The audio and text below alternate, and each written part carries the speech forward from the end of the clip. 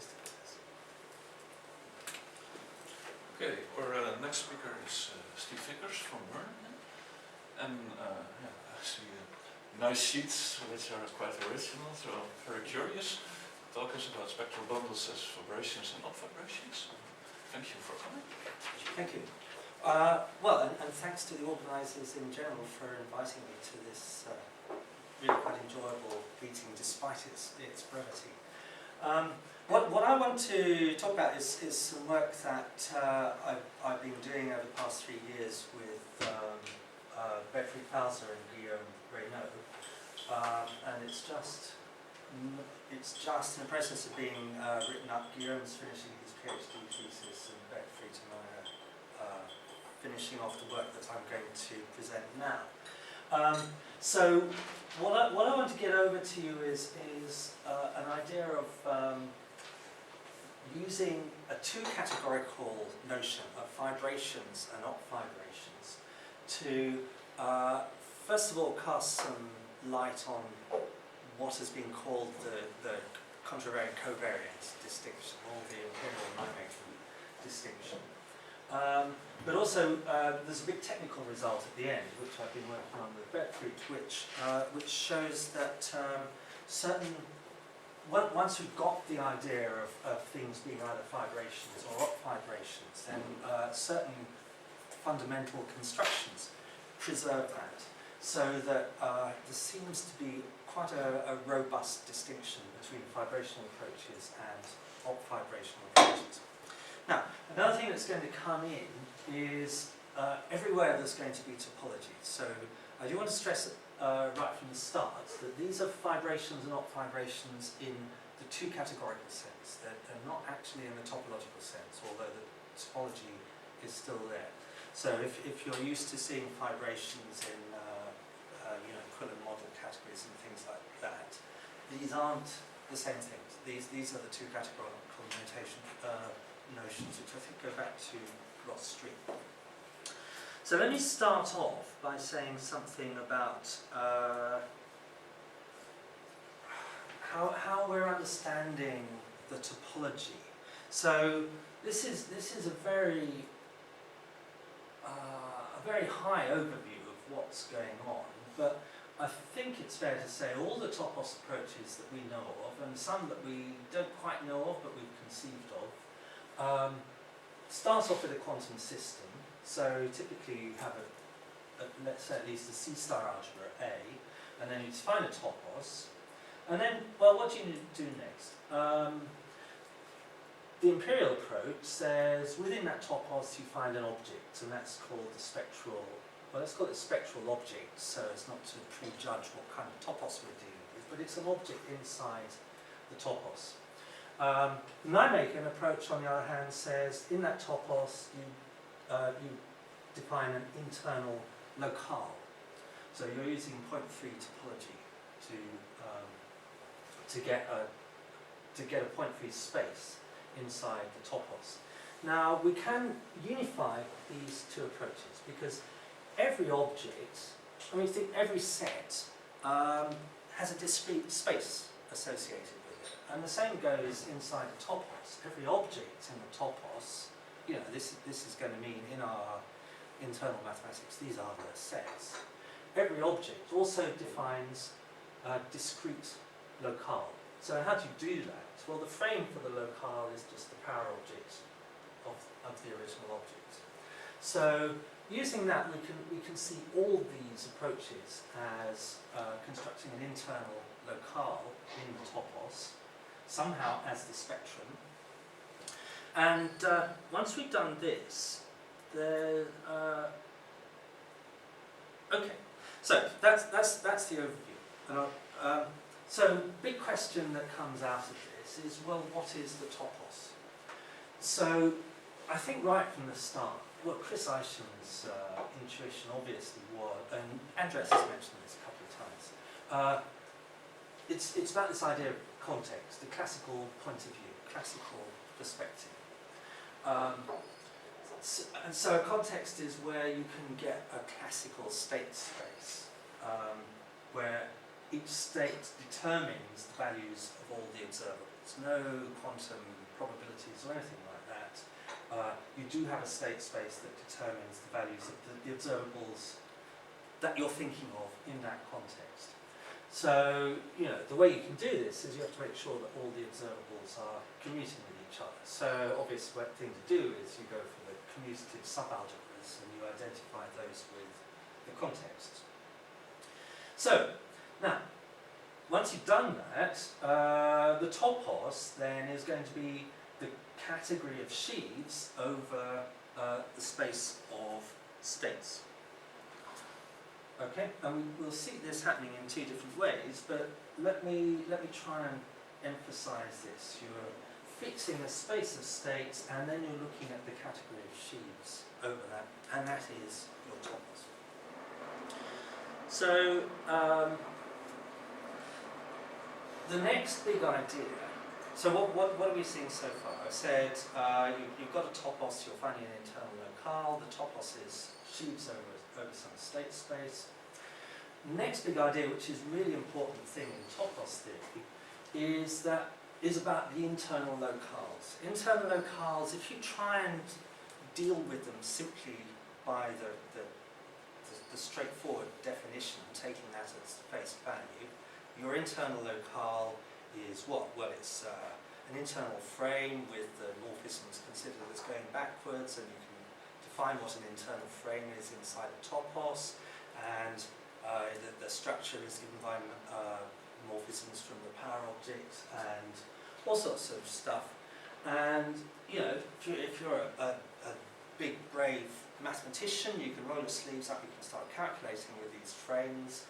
You'll get a few wrong answers along the way, but in the end, you can work out what these frames are as objects in whatever topos you happen to be dealing with. But actually, there's a very important result in topos theory that says actually you don't have to do this. There's another way of thinking about this, and this is essentially converting them into bundles. So this is it's in the João Cherney monograph. I think it's also implicit in some other papers as well. So it says there's an equivalence between internal locales in a topos on the one hand, and well, I'm not going to explain the technicalities, but localic geometric morphisms from some other topos to the one that you're working in. Now, if these are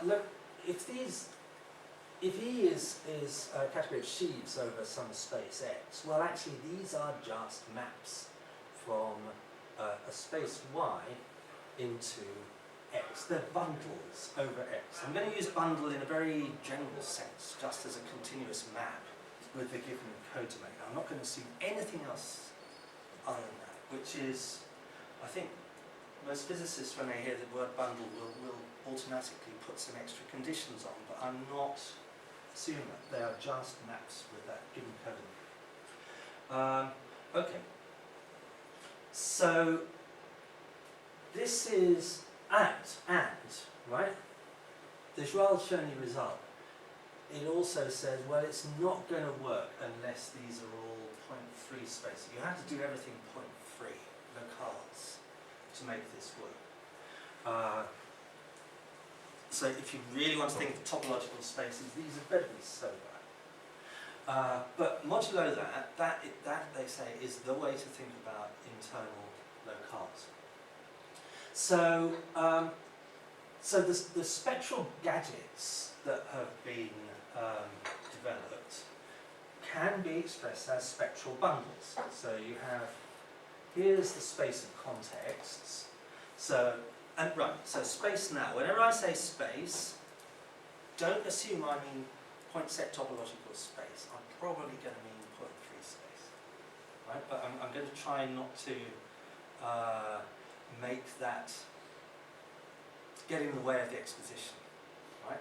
Now, if you hear me say space and then you mentally convert it into frame, you're probably going to get distracted. So please try not to do that.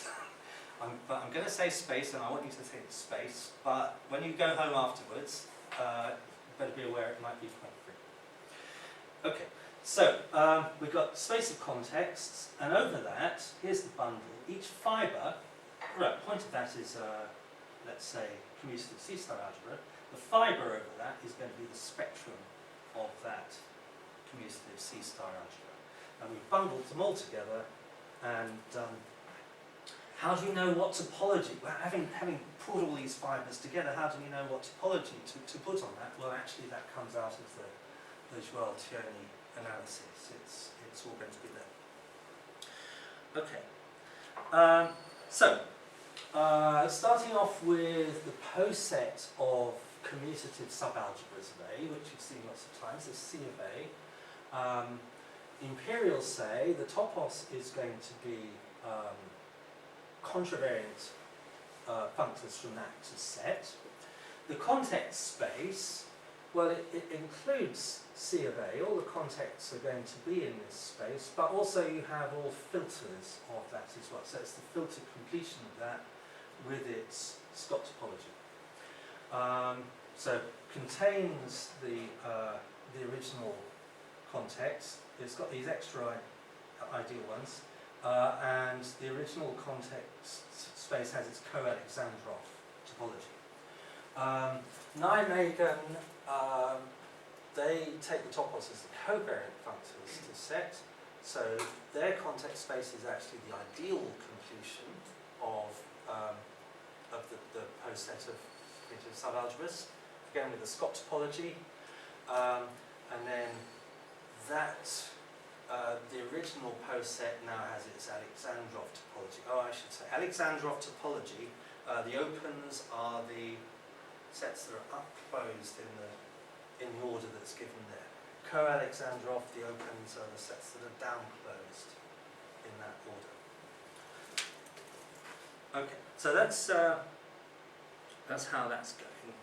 I don't want to dwell on this because it'll stop me getting on to the main topic, but I just want to, there's more writing here than I want to explain, but what I want to do is look at the finite dimensional case and say there's actually something, there's something missing from that analysis that I've just shown you, whether from Imperial or from Nijmegen. And what's missing is topology. So the analysis here, this was done in a little paper by Caspers with Bernard and Spitters. So this is looking at what happens when your C-star algebra is finite dimensional n by n matrices over the complex numbers. So you can analyse what the commutative subalgebras are. Gelfand duality says they're all complex numbers to some power m, the dimension. You can look at the structure. You can find some primitive indecomposable idempotents in there, all self-adjoint. When you look at how they include in A, you find those are going to turn into a sequence of projectors because they're all in the matrix algebra, all orthogonal to each other, they all sum to 1. So your C of A is going to be let's say the set of projector sequences like that, modulo permutations, because if you commute them, they'll describe the same commutative subalgebra. Okay, now, a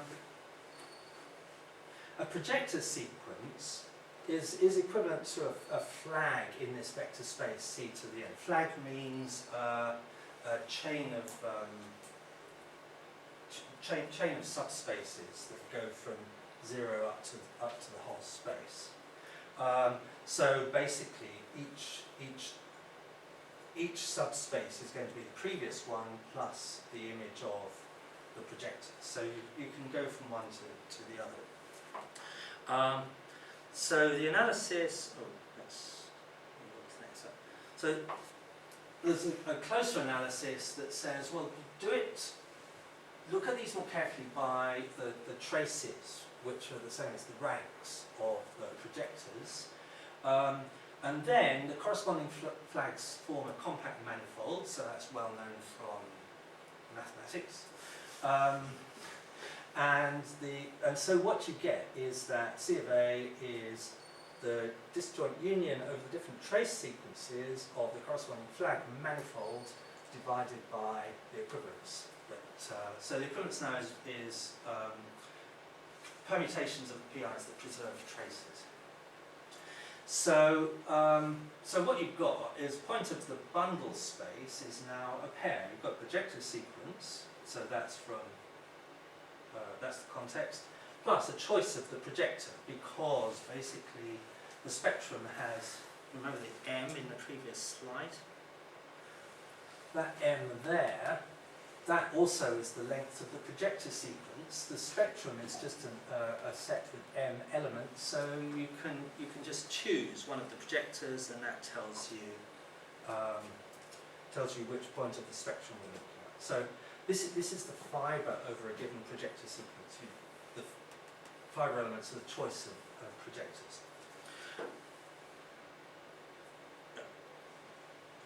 Okay. So very quickly, an example for n equals 2, a qubit. There are two possible trace sequences.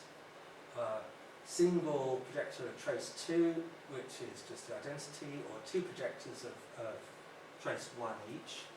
So you find you've got two parts of the spectral bundle. One has got single projector sequence, and fibre has just got a single element. And then the other one, you find you've got the real projective plane, and each fibre is a two-element set, so you've got the sphere up there. Now, these are manifolds. They're topological gadgets.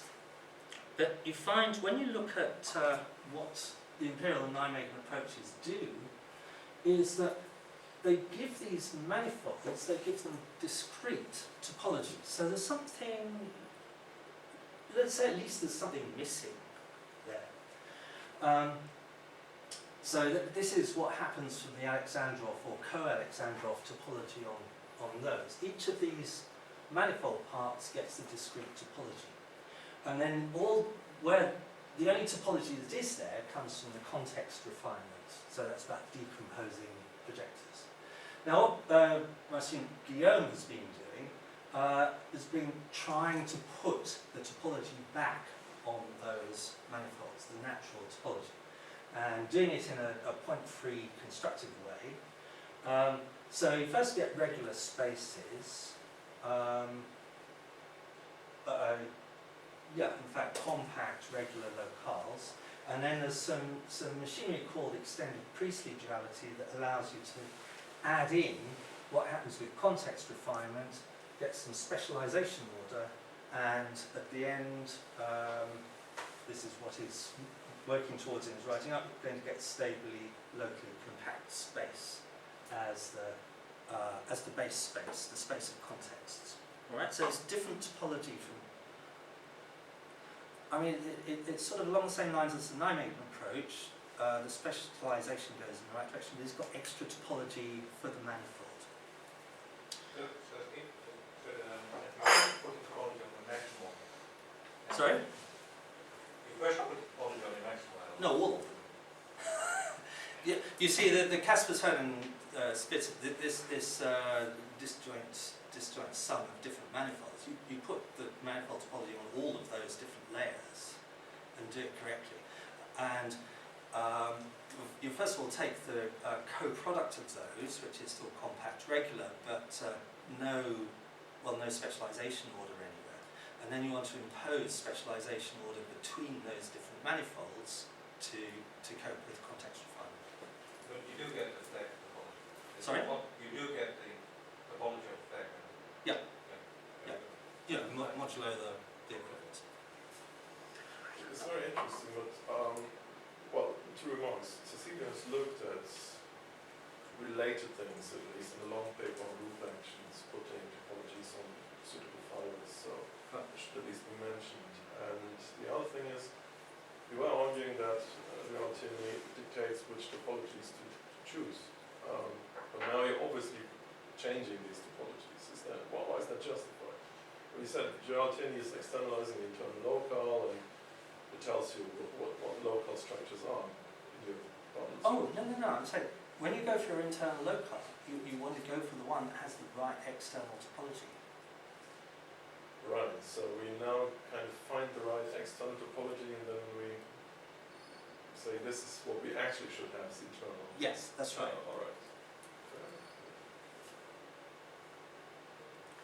Alright. Okay, so instead of having a pre-sheaf topos, we'll have a sheaf topos. So that instantly is, I think the people who've gone through the detailed internal calculations in the pre-sheaf toposes are going to be a little bit scared at the idea of going to a sheaf toposes. Is that fair? No, not at all. Not at all. Okay, class is scared. Everything can be carried over into this setting. Because we only use the crypto-SQL semantics, which is just as well defined for sheaves, rather than pre-sheaves. Okay. And this is what we've been looking for since the beginning of the program. So, Okay. welcome this. So, so we need calculational techniques for the sheaf toposes, and the idea here is to avoid explicit calculations of sheaves wherever you can. Work with bundles in the category of locales, and they're all going to be point free, but use the features of geometric logic to restore points. Now, I'm not going to use this talk to set out the details of the geometrization program, but let me just give you a manifesto for it, so which I've written about more at length in other places. So the idea in geometric mathematics is that a space is now a geometric theory. So the points of the space are the models of the geometric theory. This even works for predicate theories actually, and then you get toposes instead of revenue toposes instead of locales. A map is a geometric transformation of points to points. So this works even if you've got locales without enough points. The geometricity gives you access to generalized points that are going to be sufficient. Bundle is a geometric transformation of points to spaces. So it transforms base points to the fibres. So this is restoring what topologists thought they could do anyway, that a map is just a transformation of points to points. This is rather more far-reaching, because this is try and do this in ordinary classical point set topology. You find that there's nothing to constrain the way you construct spaces out of points to get the continuity that would give you a bundle. Whereas the geometricity does allow you to get bundles in the Joao-Tierney sense. So this is a realization of ideas of fibrewise topology. Gives a rationalization of it that you don't really get in classical point set topology. Okay, now let me I wanted to go on to the fibrational ideas. So what's inescapable, whether you're working covariantly or contravariantly, is that if you have a small commutative subalgebra and a large commutative subalgebra, so this is a coarse one, this is a fine one, you're going to have a map going in the opposite direction between the two spectra. So everyone agrees this is exactly what Guillaume tells you. Okay, so I'm going to tell you about fibrations and opfibrations, because this gives you a much more general way of expressing the same phenomenon. So what you need to, something that you get in all your spaces is specialization order, and so the idea is how we're going to relate context refinement to specialization order. So specialization order is if you've got 2 points of a space, then we say one of them is less than, I'll write these square brackets for specialization order, y, so y specializes x, if every open that contains x also contains y. right? So y is in, you know, at least as many opens as x is. Another way of putting this, you can express x and y as maps from the one-point space to x. You can express opens as maps from the space to Sierpinski space. Sierpinski space has got, perhaps I should have drawn this. Sierpinski space has got two classical points, top and bottom, and the opens are empty, top, and the whole thing. All right. So you see, an open of x is described by a map to Sierpinski. If a point's in the open, it maps to top, and otherwise it maps to bottom. I mean, I'm talking a bit classically, but this works constructively as well. So here's a more categorical way of saying the same thing. X is less than y if whenever ux is top, then uy is top. Or more generally, you can define specialization order between arbitrary maps with the same domain and codomain. So f is less than g if for all opens u, f star u is less than g star u. These are, yeah.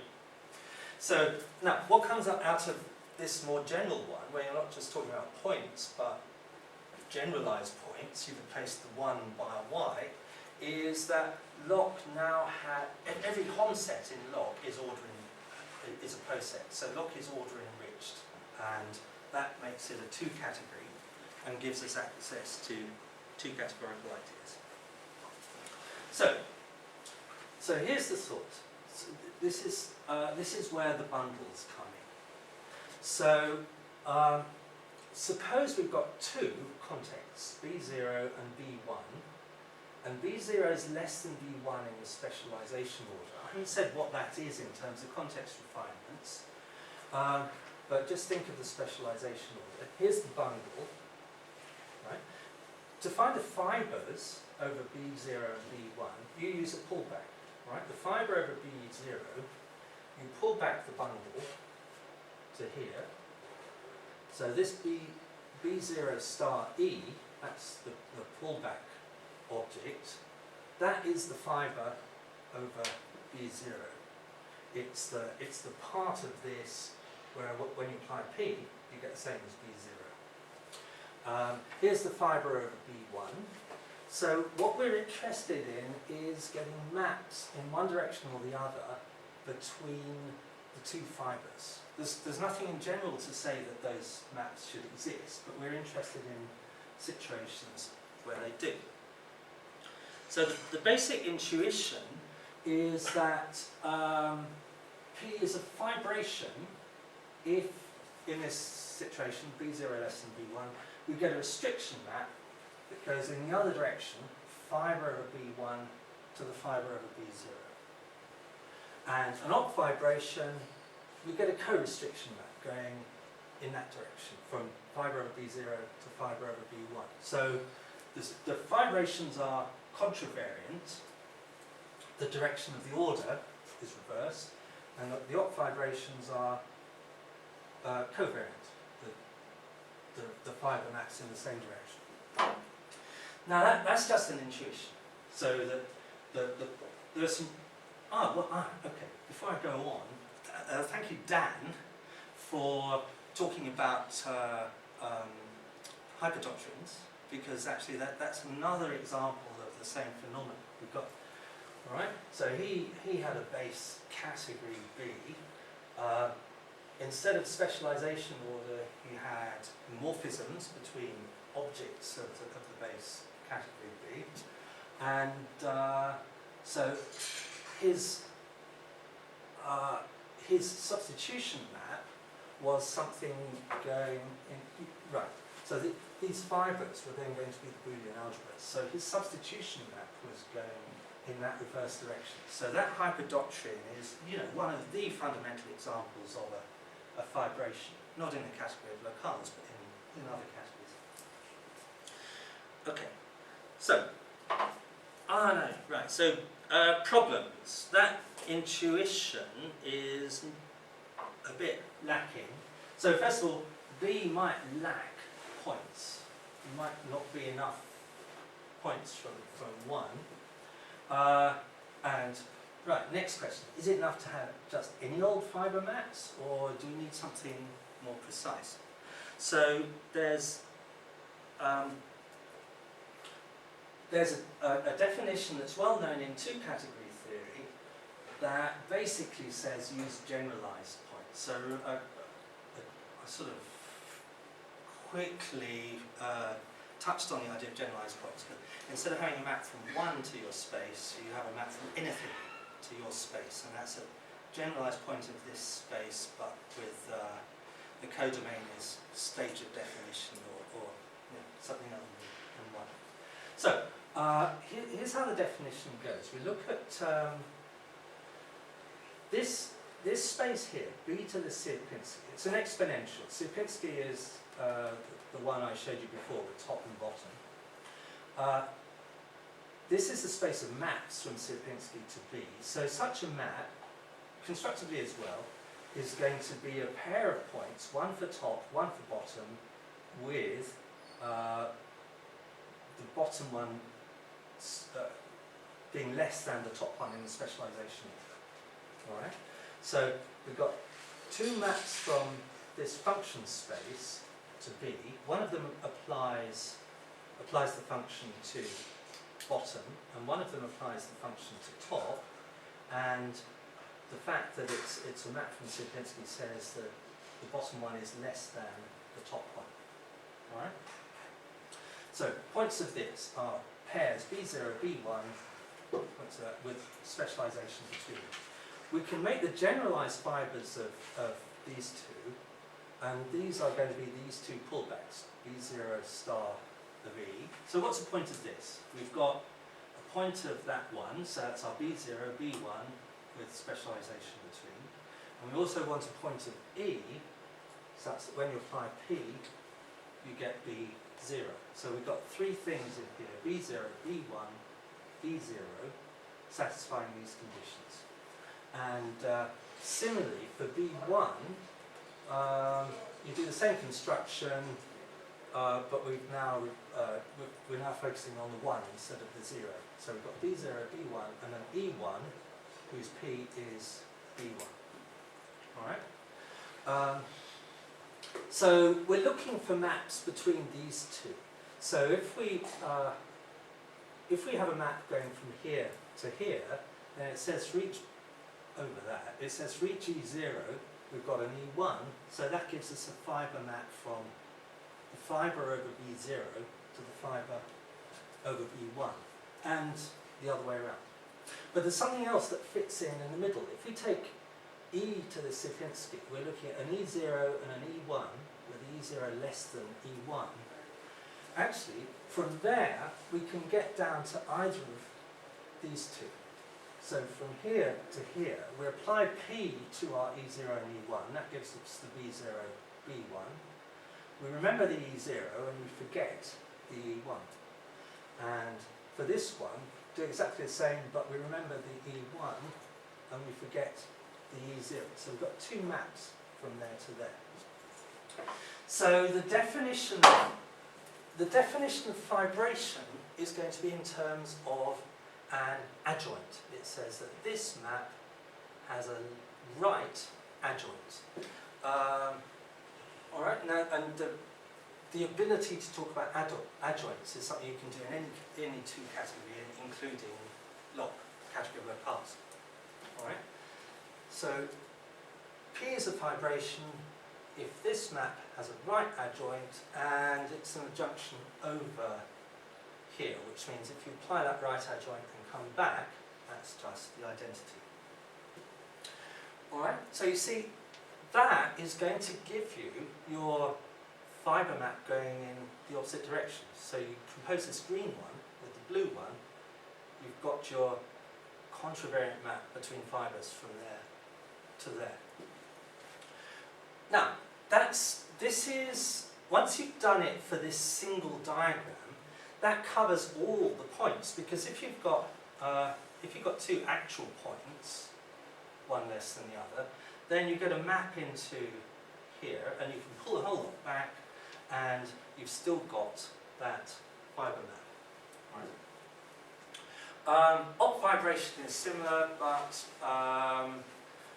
you ask that this thing should have a left adjoint, and then you do the same thing always, covariantly. So that single diagram covers all, not only the points as I had them in the previous slide, but all the generalized points as well, so there's lots of stuff it covers. The fact that we're talking about the junctions here tells us that the fibre maps are canonical. It's not just any old map. We've said the best possible maps in some way as expressed by the junctions. Okay, so here's some fundamental results. These are in a paper by Johnston, which I meant to look up the reference. I can tell you afterwards if you need to know. So, I don't know if he proved, I can't remember if he proved them or he's just quoting it, but you can look them up in the paper here. So, if you've got a bundle like this, P, and if it corresponds to a discrete internal locale in sheaves over B, then it's an opfibration. In fact, these ones, for discrete locales, these are the local homeomorphisms, these are familiar from sort of ordinary standard sheet theory. If this P corresponds to a compact regular internal locale, then P is a fibration. So the completely general results. So here's the consequence for Imperial. Imperial want a spectral object in the topos. So that says the locale is discrete. So that says the bundle has to be an opfibration. And that says if C is less than D in the specialization order, then you get a fibre map going in the same direction. All right? So, fibre map in that direction is for when D is a sub-algebra of C. So the specialization order has to be the opposite of the inclusion order. So, obvious way to do that is you use the filter completion. That achieves exactly this equation. And then the topos you get is this is the one of contravariant sets. So this is sort of typical flavour of the contravariant approach. You're doing it in order to get this covariance there. But it all comes from the desire to have a spectral object. That's what inevitably means you're going to have an opfibration and you get this property, and that's what you have to adjust for. Nijmegen, on the other hand, they want a compact regular locale. This is in line with the Gelfand-Nijmark spectrum from Banaszewski and Mulvey. Therefore, the bundle must be a fibration. So therefore, if C is less than D in specialization, they get a map going in the opposite direction. So that says specialization order is the algebra inclusion, and for that you use the ideal conclusion.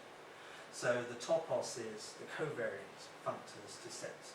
So the variance that you get is the consequence of the kind of spectrum that you are looking for.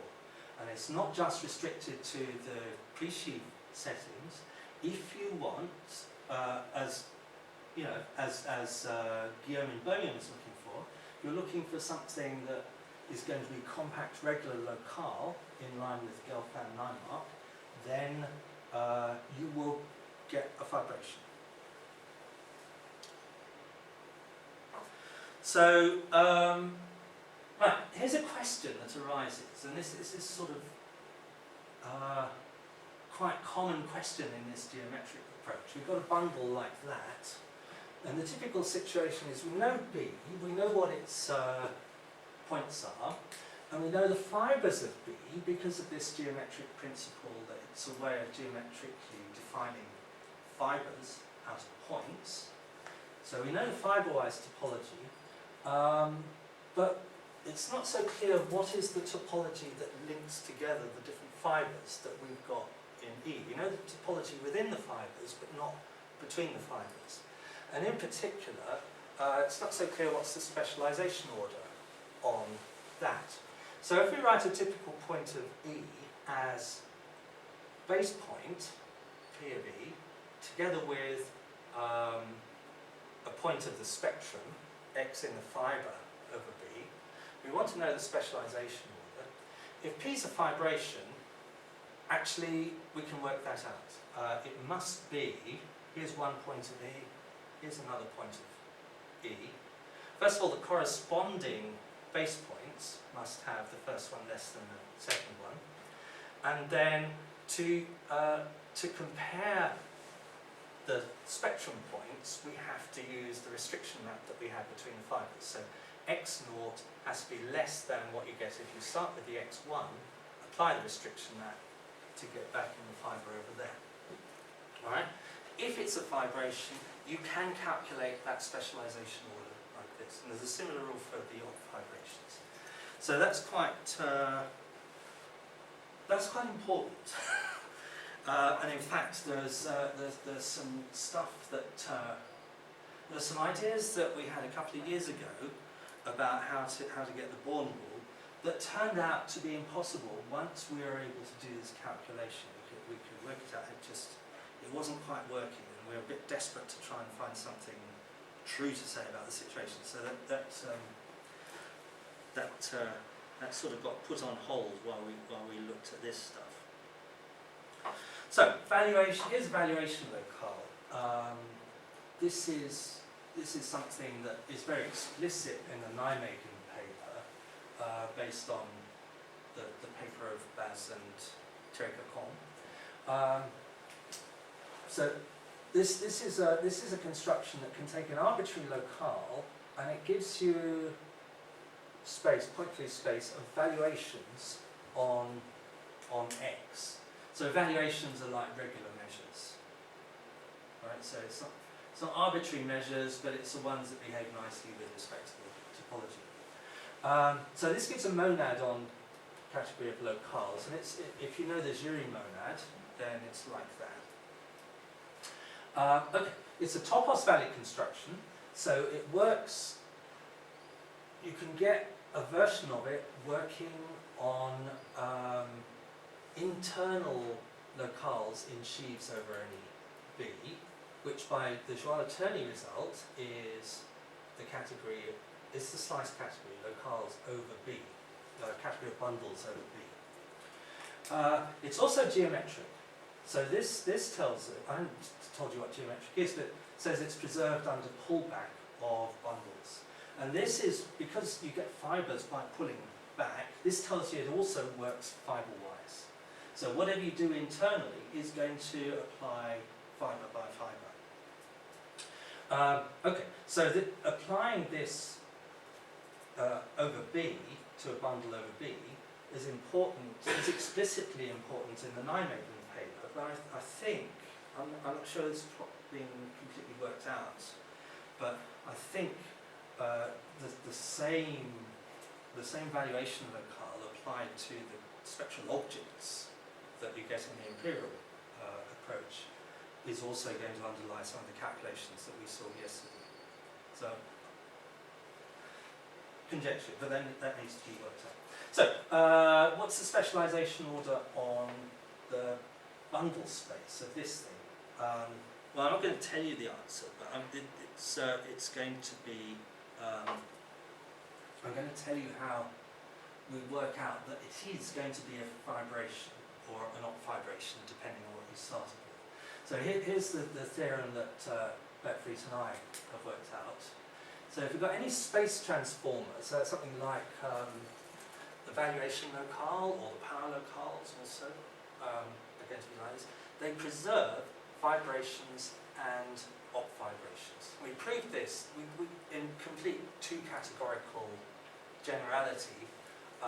Any two categories C, as long as you've got suitable limits available.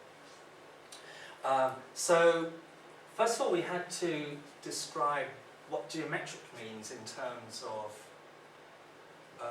right. We've got a description of what geometric means in terms of an arrow two category. So C with an arrow. I've drawn the arrow downwards to make it look like bundles. So an object of this is a morphism in C, a one cell in C, and a morphism in this is a commutative square, and you've got the two cells as well. So there's a monad that Ross Street defined, which was important in his treatment of fibrations and opfibrations. On each slice, we extended that to one that works on this. Think of this as the category of bundles. We extended that to one that works on the category of bundles.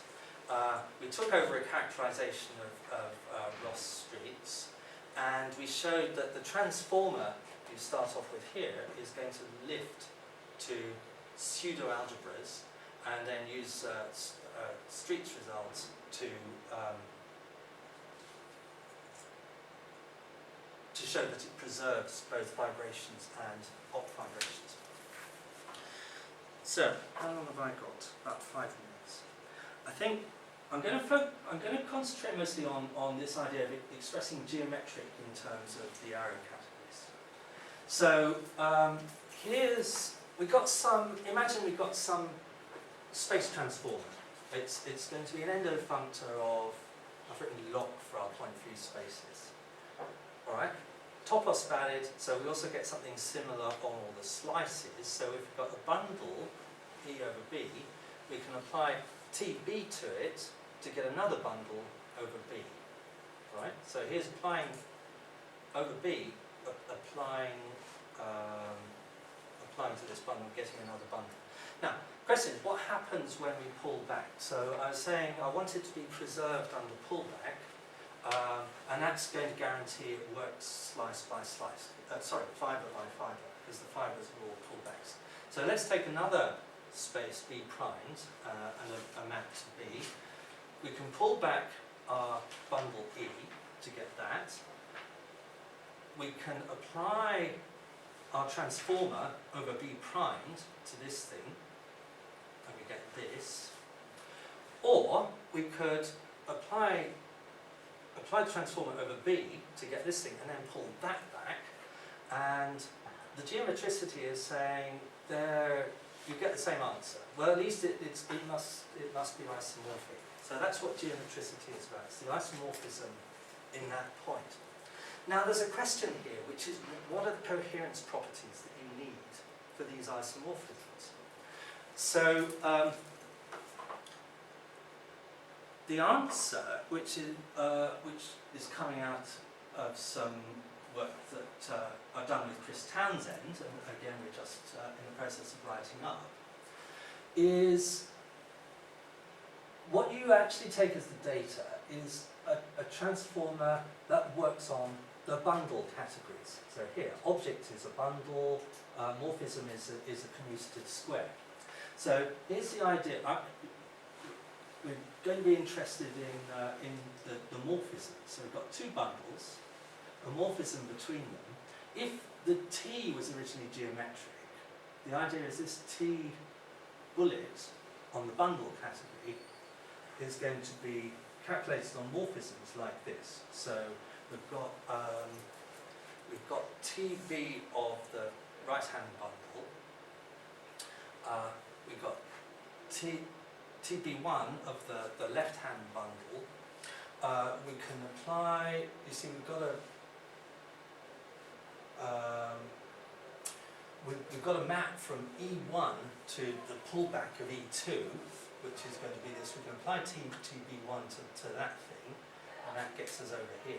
Here's the geometricity isomorphism, and then this is going to be a projection from that pullback. Putting all those together, that's meant to be what the top arrow is going to be when we apply T to this morphism. So we're going to call this TFG. So Chris Townsend and I gave us some sufficient conditions on T to make this work. You know, to make sure this actually is a functor. But what this means is the change of base is then incorporated into the structure of what we're given.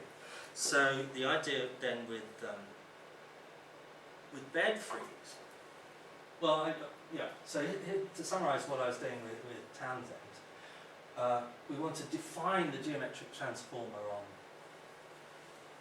that was the arbitrary 2 category, but think of log, define it as a 2 endofunctor on the bundle category. We want it to act as the identity on the base part and also preserve horizontality. So if this is a pullback square, then so is what happens when we apply our T bullet to this thing. So we apply it to this bundle, and I've also just shown you how to get the morphism between. So applying a T bullet to a pullback square gives you a pullback square.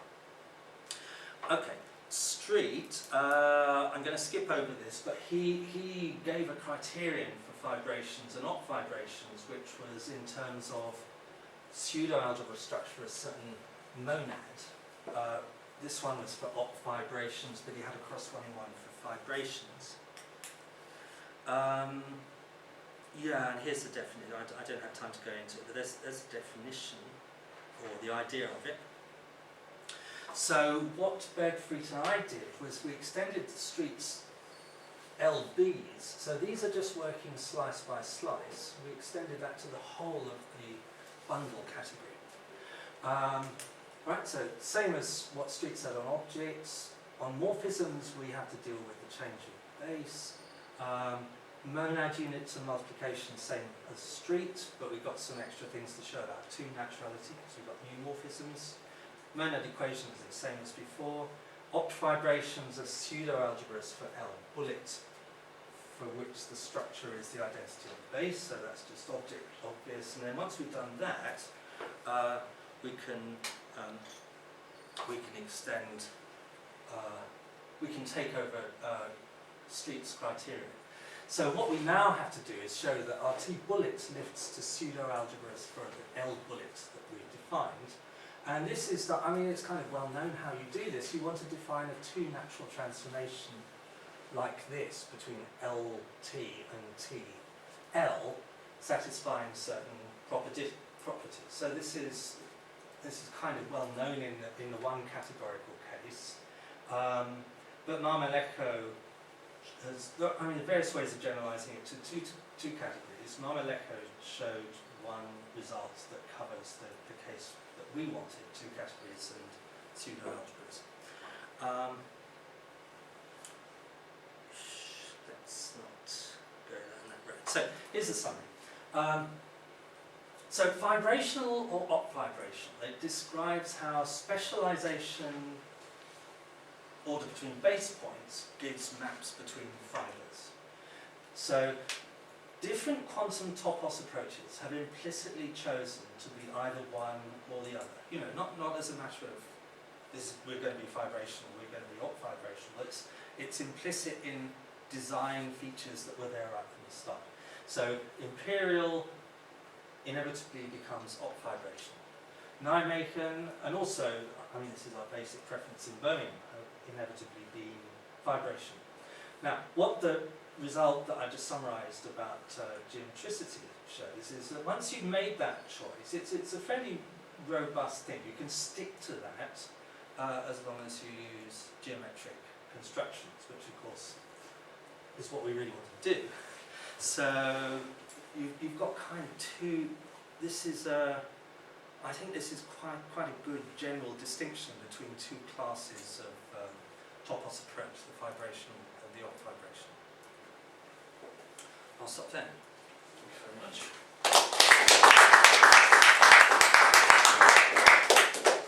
Are there questions? Do you know how, in general, is there a connection between the compact regular space and the discrete space? How do they connect? Compact regular space and discrete space. I mean, the optvibration gives you discrete space. Yeah. So mainly. I think in general they must behave badly because of this distinction, but I can't think of a good example that would really illustrate that.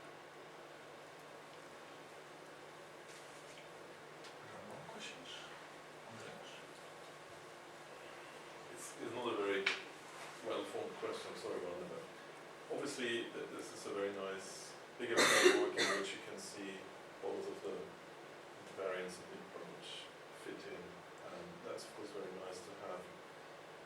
Is it informative in any sense on things like